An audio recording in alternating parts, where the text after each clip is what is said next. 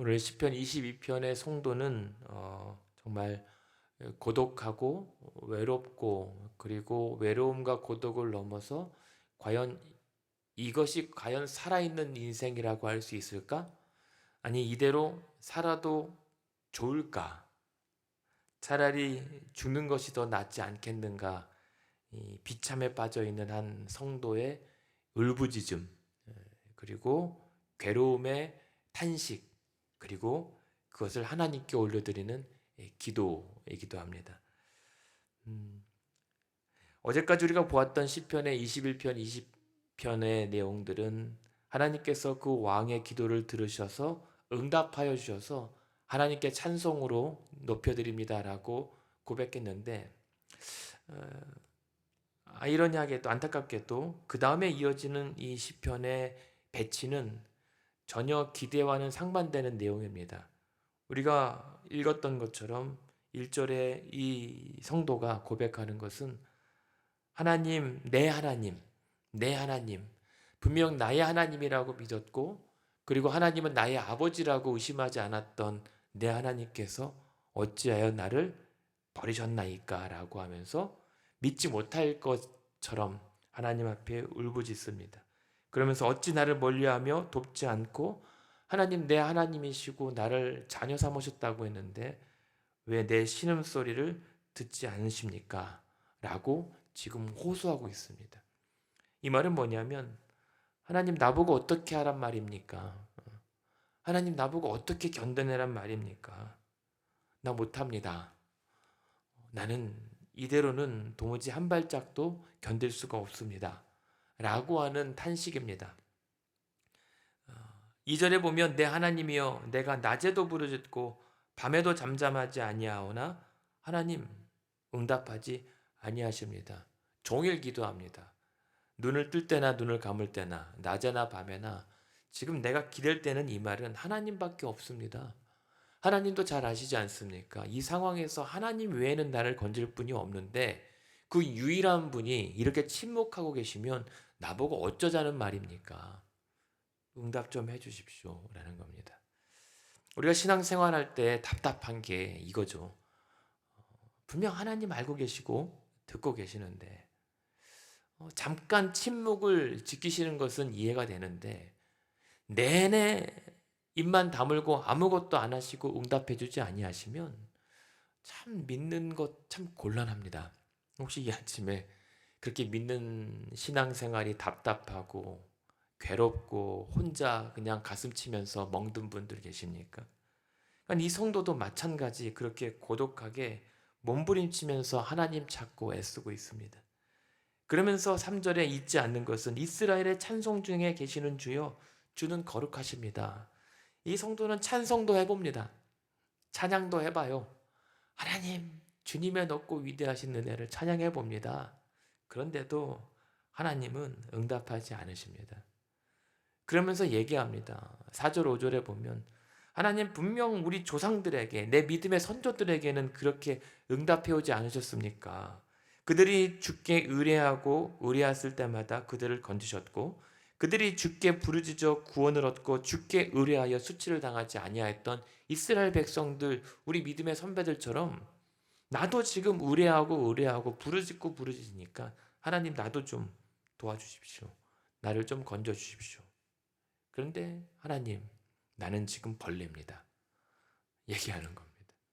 기도할 때 정말 수치스럽고 정말 당황스러운 것은 그렇게 하나님의 영광을 찬송하고 기도했는데 내 현실을 눈을 떠보면 내가 보여지는 내 현실은 벌레 같단 말입니다. 이 벌레는 구더기입니다. 사람이 아니라 구더기처럼 그 바글바글이고 징그러운 이 벌레만도 못한 내 인생 하나님 이대로 보고만 계실 겁니까? 하나님 나는 지금 그것 때문에 사람이 아니라 사람의 비방거리요 백성의 조롱거리가 되었습니다. 사람들이 날 보면서 다 비웃습니다. 하나님. 하나님 나를 사랑하신다면 이대로 내버려둬서는 안 됩니다. 하나님. 이게 말이 됩니까? 하나님 사람들이 나를 보면서 조롱하면서 7절에 보면 나를 보는 사람마다 나를 비웃습니다. 입술을 삐죽거리고 머리를 절레절레 흔듭니다. 혀를 찹니다. 그러면서 그들이 나한테 비방하는 건 뭐냐면 8절에 그가 여호와께 의탁하니 구원하실 텐데 그를 기뻐하실 텐데 그 하나님이 당신을 건지실 텐데 라고 혀를 차면서 놀립니다. 이 말은 뭐냐면 참 꼴 좋다는 겁니다. 그렇게 믿음 좋은 척 다 하고 하나님이 당신의 아버지라고 그렇게 자랑하더니 꼴 좋다. 여호와께 의탁해보라고. 당신의 하나님 아버지께 구해보라고. 그러면 구원하실 텐데. 분명히 당신을 기뻐하신다면 당신을 반드시 건지실 텐데 꼴 좋다. 당신은 지금 벌레요. 사람이 아니요. 라고 사람들이 놀려댑니다. 참 기가 막히죠. 그래도 이 성도는 9절 10절에 보면 이레베도 모태신앙입니다. 주께서 나를 모태에서 나오게 하시고 내 어머니의 젖을 먹을 때에 의지하게 하셨나이다.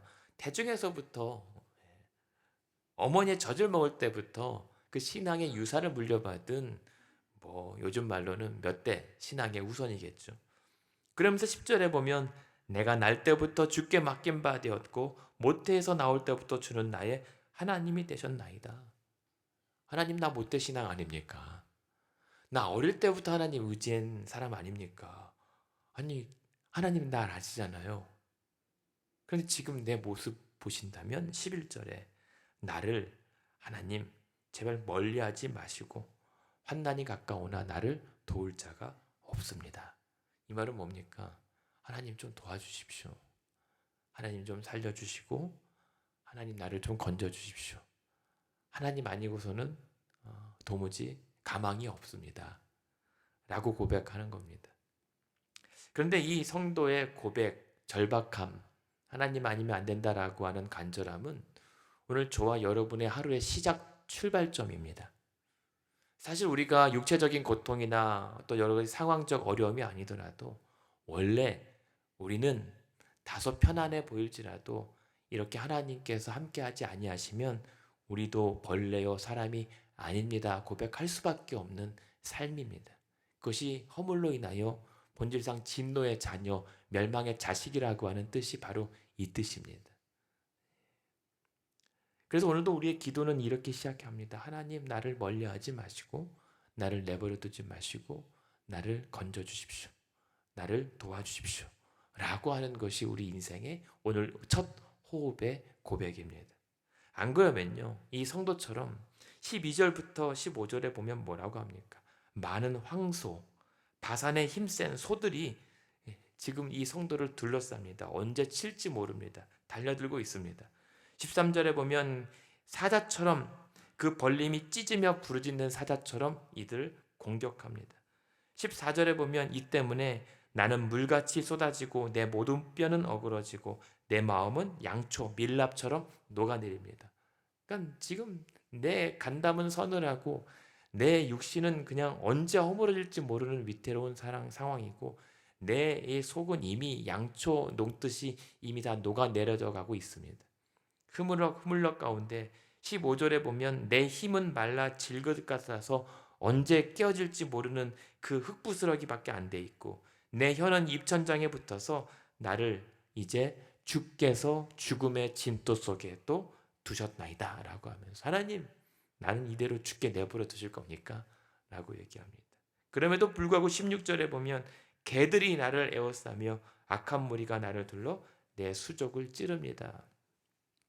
정말 아무것도 할 수 없는 그런 무기력한 상태에 개들이 이 시체가 죽었는지 이 시체조차도 가만히 내버려 두지 않을 것, 언제든지 내가 죽기만을 기다리고 있는 그 승냥이 떼의 모습들이 바로 지금 자신을 둘러싼 상황의 모습이란 말입니다.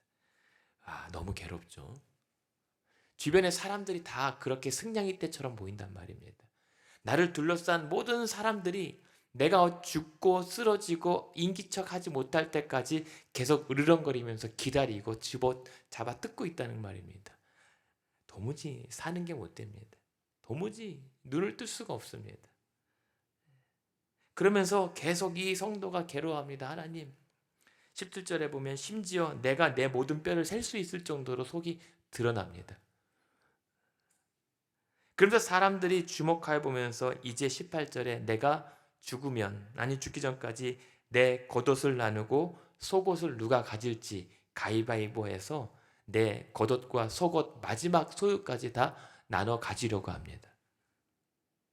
이런 비참한 상황에 하나님 보고만 계실 겁니까? 19절에 그래서 다시 한번 마지막으로 외칩니다. 여호와여 멀리하지 마옵소서. 나의 힘이시여 속히 나를 도우소서. 내 생명을 칼에서 건지시고 내 유일한 생명을 개의 세력에서 구하소서. 저들 사자의 입에서 구하시고 내게 응답하시고 들수의 뿔에서 구원하소서 라고 얘기합니다. 마지막으로 그렇게 하나님 어찌하여 나를 버리시나이까 라고 하다가 마지막에 나는 벌레요 사람이 아닙니다. 하나님 나를 멀리하지 마시고 속히 나를 도와주십시오 라고 얘기합니다. 그래서 이 장면이 어떻게 들리냐면 막 몸부림치다가 여호와여 나를 멀리하지 마시옵소서, 나를 좀 살려주십시오 외치는 것처럼 들립니다. 그런데도 아무런 응답과 아무런 일이 일어나지 않습니다. 답답합니다. 우리가 기도하고 났을 때 허탈함 그런 거 있잖아요. 정말 살려달라고, 이 상황과 위기를 조금 벗어나게 해달라고 그렇게 간절히 구했는데 안 바뀝니다. 사람들은 그대로 나를 공격하고 비방하고 나를 벌레 취급하고 있고, 사람들은 고개를 절레절레 흔들리면서 믿음 좋더니 너 혼자 잘났냐라고 사람들이 나를 공격합니다. 그때도 하나님은 내버려 두십니다. 대체 어쩌란 말입니까?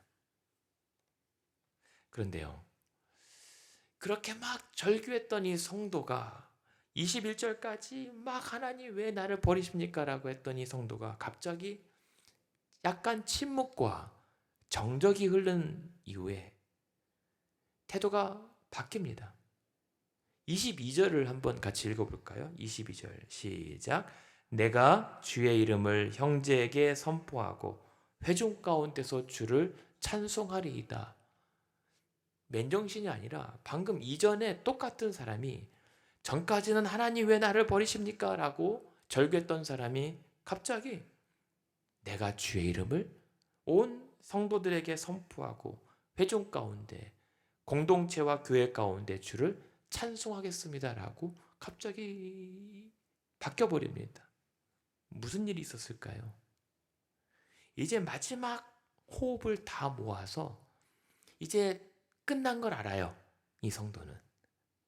그래서 이 마지막 모든 남은 힘을 다 짜내어서 한 마지막 할 수 있는 것이 있다면 하나님께 찬송과 영광을 올려드리는 거였어요. 대단하죠. 이게 우리의 현실이란 말입니다. 힘들고 고통과 괴로움 속에서 하나님 앞에 절규하면서 원망하는 것처럼 들릴 정도로 하나님 앞에 매달리는 것이 우리의 처절한 현실이지만, 그럼에도 동시에 우리의 영혼의 깊은 곳에서 우리가 찬양했던 것처럼 내 영혼의 깊은 곳에서 하나님을 찬양하는 하나님의 평안이 이 성도에게 임하게 되더란 말입니다. 그래서 찬송하게 되는 거예요.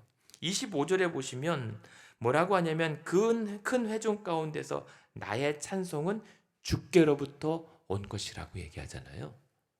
여러분, 우리가 찬송하는 것은 우리가 온 힘을 짜내어서 하는 것처럼 보이지만 사실은 내 영혼의 깊은 심연에서 그 깊은 맑은 가락이 울려 나오는 것은 원래 이 찬송은 주의 것이기 때문에 하나님께 올려드리고 돌려드리는 것이 찬송인 겁니다. 이 성도의 찬양은 마지막 죽음의 순간에서 할 수 있는 것, 하나님의 원망으로 끝나는 것이 아니라 하나님의 이름을 온 민족들과 사람들 앞에 선포하고 주의 이름을 찬송하는 것이었습니다. 그런 은혜가 있기를 원합니다. 기도하면서 우리의 영혼의 깊은 곳에서 우리 아까 찬양했던 412장처럼 하나님의 평안이 여러분의 영혼을 덮어 맑고 그윽한 가락으로 하나님을 높이고 영광을 나타냈으면 좋겠습니다. 그러면서 그 영혼이 그렇게 찬양할 수 있었던 근거는 사실은 21절 후반에 있습니다.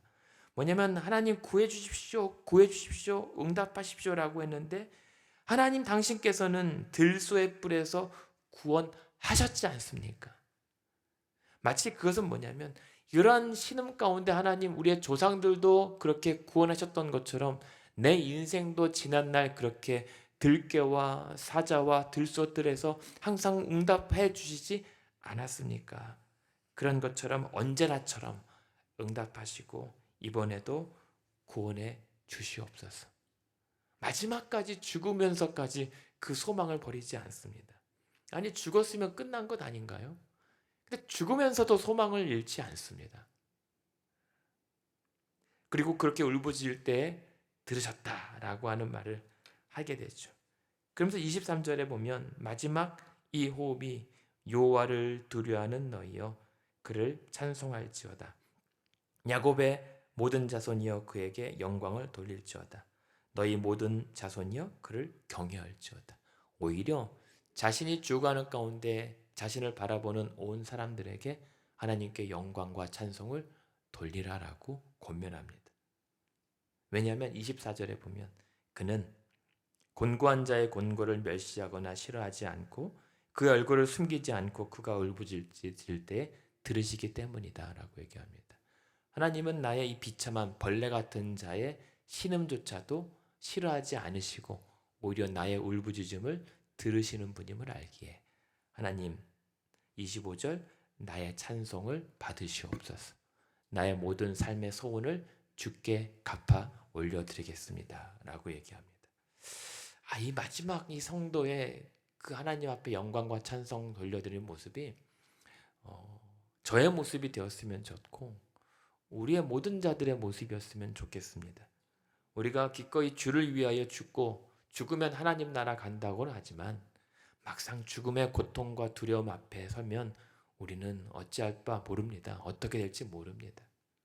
그러나 마지막 그 호흡을 짜내어서 내 육체는 막 떨고 울부짖을지라도 그 순간 나의 영혼만큼은 하나님의 이름을 선포하고 찬송할 수 있는 그러한 순간을 맞이했으면 얼마나 좋을까. 어쩌면 우리가 살아가는 것은 우리의 모든 삶의 모든 진액을 다 짜내어서 마지막 그 한순간에 고백하려고 다 모아두는 것 아니겠는가. 이 땅에서 수십 년 사는 게 중요한 게 아니라 마지막 그 하나님 앞에 나가서는 그 마지막 그 찰나의 그 순간에 우리의 영혼의 진액을 다 짜내어서 하나님의 이름을 선포하고 하나님의 영광을 찬송하기 위하여 우리가 살아가는 것 아니겠는가 생각을 하게 됩니다.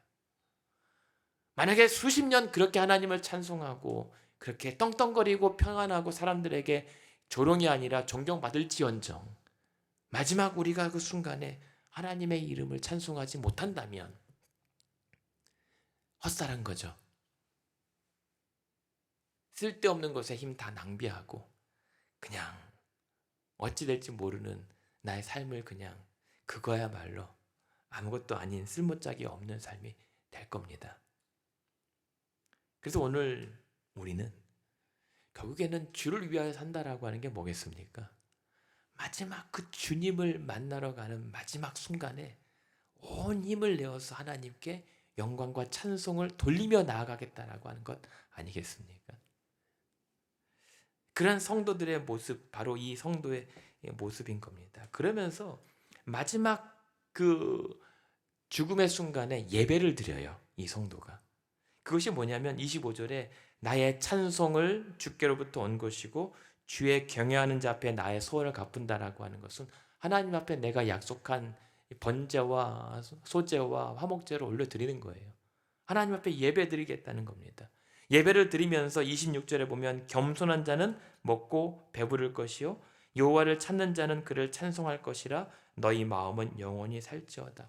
하나님 앞에 관계가 회복된 자들이 먹고 마시는 화목제에 하나님과의 회복된 관계로 즐거워하며 찬송합니다. 예배와 또 화목제사와 하나님께 드린 약속, 서원을 통해서 하나님의 영광과 하나님의 나라를 높입니다.